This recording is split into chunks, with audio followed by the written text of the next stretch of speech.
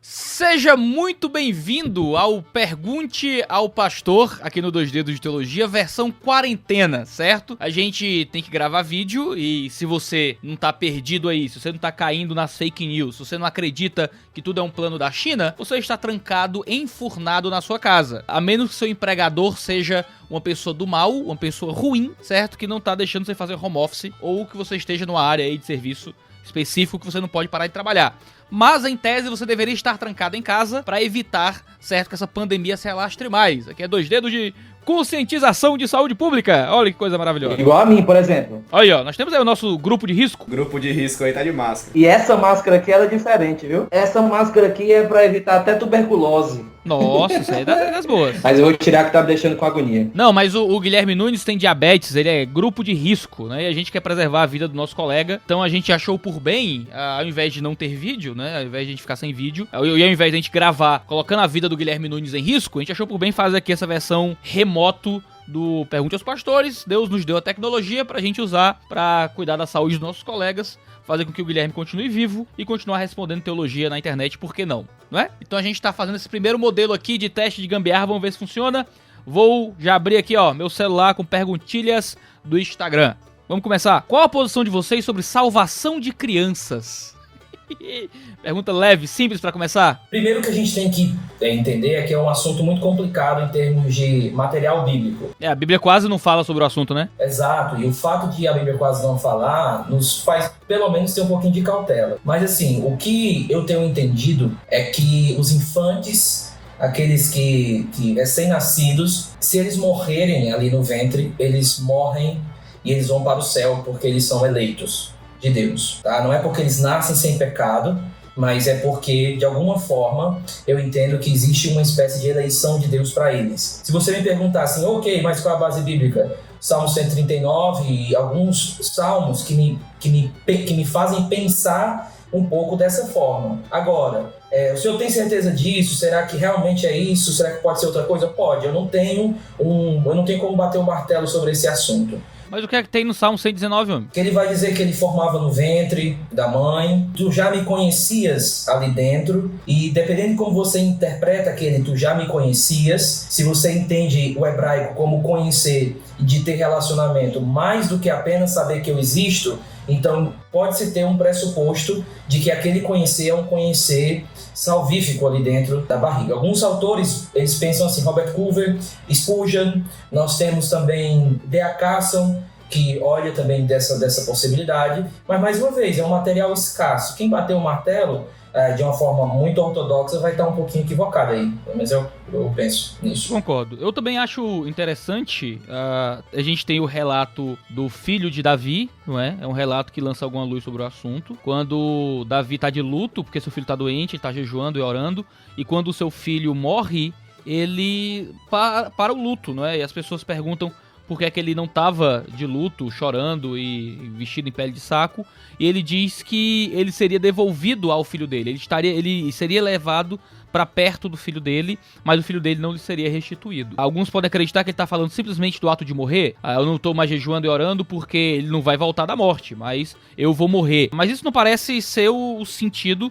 para ele parar de se lamentar, não é? Você continuaria lamentando se a morte fosse uma coisa indelével nesse sentido, ele nunca poder suplantar a morte para encontrar o filho. Quando Davi diz que ele vai encontrar o filho dele, que ele vai ser devolvido ao filho dele depois da morte, parece que ele tá falando que ele vai para o mesmo lugar que o filho dele foi e que eles vão ter algum tipo de relacionamento e comunhão, ele vai ser devolvido, ele vai voltar a ver e conversar com o filho dele. A ideia parece que o filho dele foi salvo assim como ele foi salvo. Um outro texto que lança alguma luz sobre o assunto é Jeremias 31:15. A gente tem a profecia, eu abri aqui o texto, Jeremias 31:15-17 diz: Assim diz o Senhor, ouviu-se um clamor em Ramá, pranto e grande lamento. Era Raquel chorando por seus filhos e inconsolável por causa deles, porque já não existem. Essa é o texto que é usado sobre a morte dos bebês de até 2 anos no Evangelho de Mateus, quando Herodes manda matar as crianças. Fala-se desse texto de Jeremias 31 sendo cumprido ali. Só que o texto de Jeremias 31 diz ainda: Assim diz o Senhor, reprima a sua voz de choro, enxugue as lágrimas de seus olhos, porque o seu trabalho será recompensado, diz o Senhor, pois os seus filhos voltarão da terra do inimigo, a esperança para o seu futuro, diz o Senhor, porque os seus filhos voltarão para a sua própria terra. A profecia que fala sobre a morte de bebês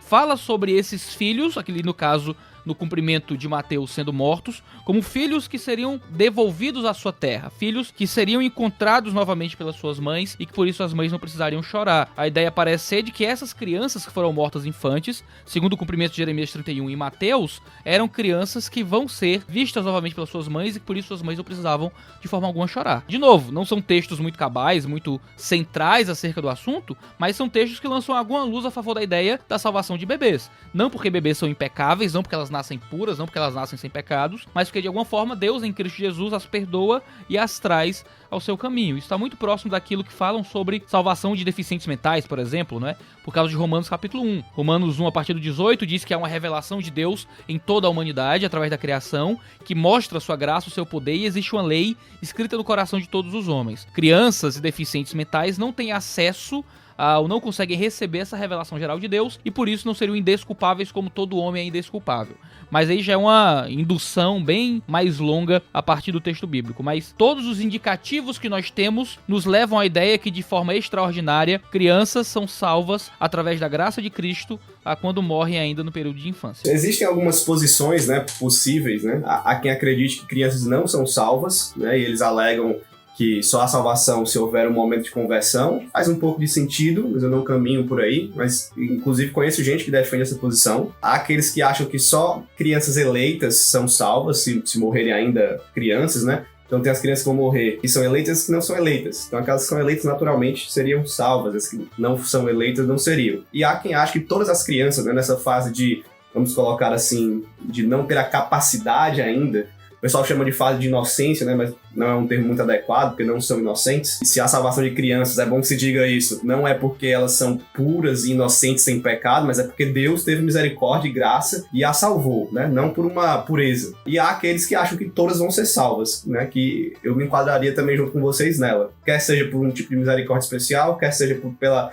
eleição de todas elas, como os calvinistas costumam crer. Eu também acho que esses textos que vocês citaram apontam para isso. Esse de Davi, né, que seu filho talvez seja o mais forte para mim, mas é como o Guilherme falou, são textos que não fecham a questão. Crê nisso, mas não há como bater um martelo e dizer 100% de certeza sobre isso. Assim, se a gente tivesse que tomar uma decisão, digamos assim, né?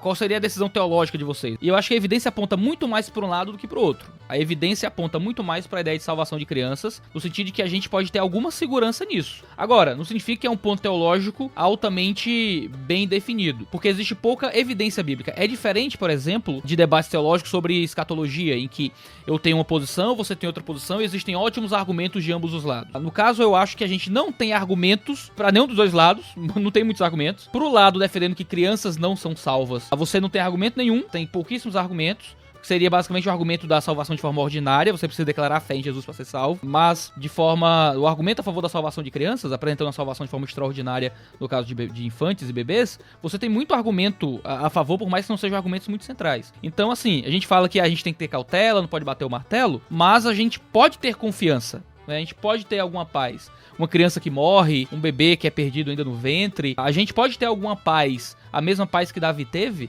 de que essa criança está junto com o Senhor no céu. Os pais que perderam bebês, que perderam filhos, por mais que, de novo, não seja uma base teológica altamente bem fundamentada, a evidência que temos aponta para esse lado. E eu acho que a gente pode encontrar paz nesse sentido. Isso é importante, essa ideia de que a cautela, mas a cautela que aponta mais para a esperança, né? Sim. Porque às vezes as pessoas tratam esses assuntos como se fossem meramente teológicos, meramente no sentido teórico da palavra, né? Eles dizem, não vai para o céu, seu filho foi para o inferno. Só que existe uma questão muito delicada aí em termos pastorais. Na hora de aconselhar uma pessoa que perdeu um bebê, por exemplo, teólogos de gabinete, eles podem se parecer tão insensíveis com isso que não percebem tudo que está acontecendo ali, a forma que deveriam aconselhar uma pessoa que perdeu seu bebê, e sempre colocando esse lado da esperança e apontando esse lado da evidência, né? Na internet a gente tem o problema do mal, ele é resolvido de uma forma muito irresponsável às vezes, porque nós achamos que o problema do mal ele é simplesmente lógico, e ele não é só lógico. Na maioria das vezes o problema do mal ele é mais emocional do que lógico. Os cristãos não estão perguntando se Deus é poderoso porque tudo isso aconteceu, em termos simplesmente de silogismo. Eles estão perguntando em termos emocionais, Senhor, por que tu fizeste isso? Por que tu permitiste isso? Não é a ideia só, porque Deus é isso e isso acontece. Não, é por que ele fez, ou seja, envolve um lamento ali. E ensinar o povo a tratar esses casos do problema do mal com essa sensibilidade, ela deve fazer parte do nosso aconselhamento, dos nossos ensinos, porque é uma questão muito delicada. Isso. E é interessante que em um dos vídeos passados aqui a gente falou que animais, pets, né, não vão para o céu. E agora a gente está dizendo que os filhos, as crianças que morrem vão para o céu, né? E fica esse paradoxo aí. Crianças são mais valorosas, né, para a vida eterna. Nossos filhos vão, nós temos esse consolo. Já os pets, não, né? Foi muito de graça essa alfinetada aí nos pais de pet. E uma coisa importante nessa época se fala muito de aborto, como se estivesse tratando de uma questão de açougueiros, que é só tirar uma coisa de dentro de si, essa coisa toda. A importância de que aqueles que perderam os seus filhos ainda em gestação, eles são pais. Sim, né? sim. Existe um pai, é uma mãe, porque é um filho já. A pessoa não se torna pai depois que sai do ventre da mãe, ou depois que sai do ventre da gestação, né? Não acontece, ele já é um ser de Deus, já é um presente de Deus, e que naquele momento de dor que houve aquela perda, Deus o levou para si, mas ele é pai, é mãe. E ele teve esse presente de Deus ainda que por um pouco de tempo, né? E a gente tem a confiança de que a gente vai encontrar os nossos filhos perdidos nos céus, né? Com base nessas evidências, a gente sabe que abortos, bebês perdidos vão ser encontrados diante do Senhor. Tem um Mundo Cópia aqui no 2D de Teologia. Você pode se inscrever no canal do Mundo Cópia, se inscreva no canal do Mundo Cópia. Eu vou colocar no card aqui, pedir pro Tuller colocar, sobre o Filhos Perdidos em This Is Us, que fala sobre bebês que são perdidos. Eu falo sobre a nossa experiência aqui na nossa família, eu e a Isa com um aborto espontâneo. E a ideia é que a gente tá povoando os céus, né? A gente sabe que os bebês que a gente perde estão junto de Deus. A gente vai encontrar nossos filhos diante do Senhor em algum momento. Pais que perderam bebês, pais que perderam seus filhos, eles já são pais, eles já têm filhos, né? Já podem louvar o nome de Deus por isso. A gente não anuncia gravidez na igreja dizendo que vai ser pai. A gente anuncia gravidez dizendo que é pai, que é mãe. Nós temos filhos, nós temos filhas. E uma vez que eles morrem dentro do nosso ventre, é motivo de luto. A gente não só perdeu um amontoado de células, perdeu um ser humano que já está diante de Deus.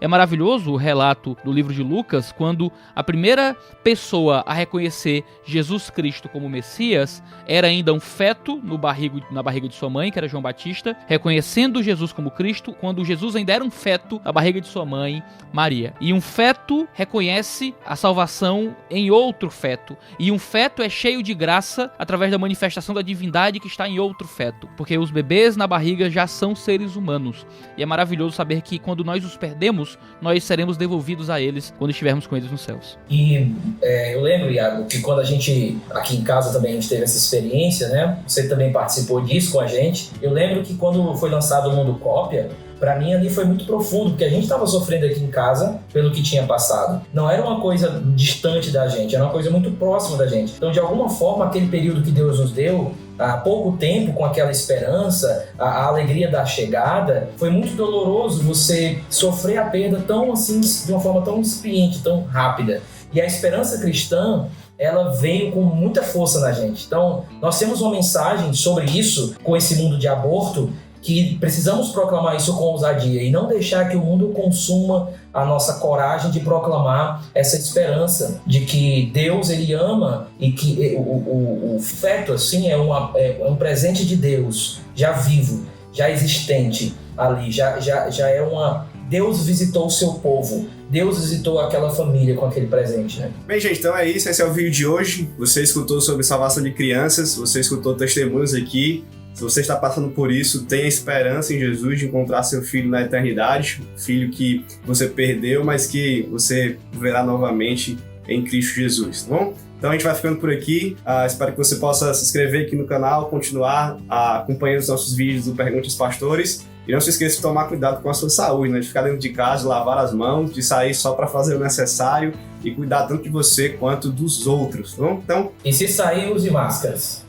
Muito bem. A gente se vê aí no próximo vídeo. Valeu! Eu tenho 2 máscaras aqui. Deixa eu cara tem uma máscara de pedreira. Essa daqui, deixa eu ver como é que eu coloco. Eu não quero passar vergonha que nem o Bolsonaro, não, peraí. Esse negócio branco aí no nariz, mano. Essa daqui, ó, é que não... Você não passa pros outros, se eu não me engano. Não sei como é que é esse esquema, não.